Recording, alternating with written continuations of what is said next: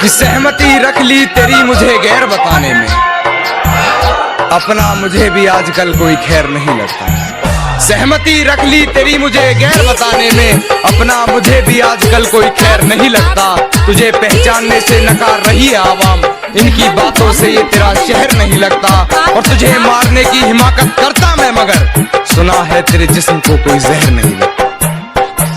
जनतनी माई तोरे को दिलस सगाई रे, जनतनी माई तोरे को दिलस सगाई रे, जनतनी माई तोरे को दिलस सगाई रे, जनतनी माई तोरे को दिलस सगाई रे। बाकी तोरे डोली सिलावा हमरे घर आई रे, बाकी तोरे डोली सिलावा हमरे घर आई रे। जब केहू बोली तो गोली चल जाई रे।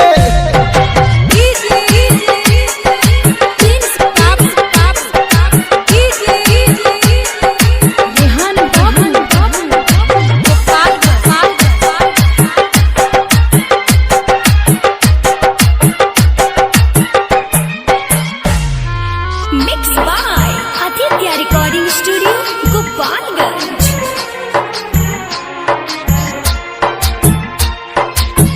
दिल में तोरा के बसा के रखले बानी रे, प्यार करिल कितना सारा लोगवा जानी रे।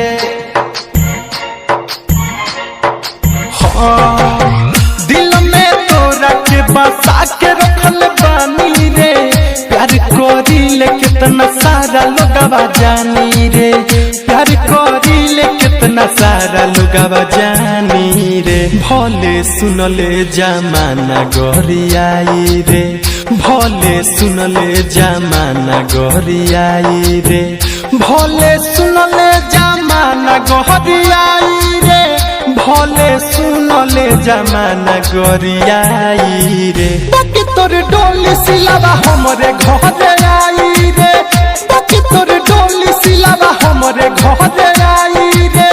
जब केहू बोली तो गोली चल जाई रे।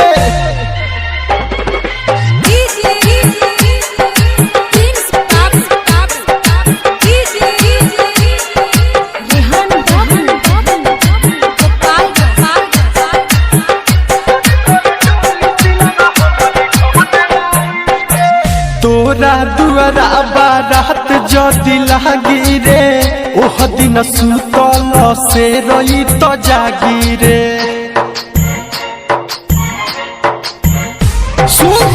तोरा दुआरा बारात जदि लागी रे, ओह दिन सुतल से रही जागी रे, ओह दिन सुतल से रही जागी रे। शेषनाथ दीपक कहता कसम खाई रे, शेषनाथ दीपक कहता कसम खाई रे, शेषनाथ दीपक कहता कसम खाई रे।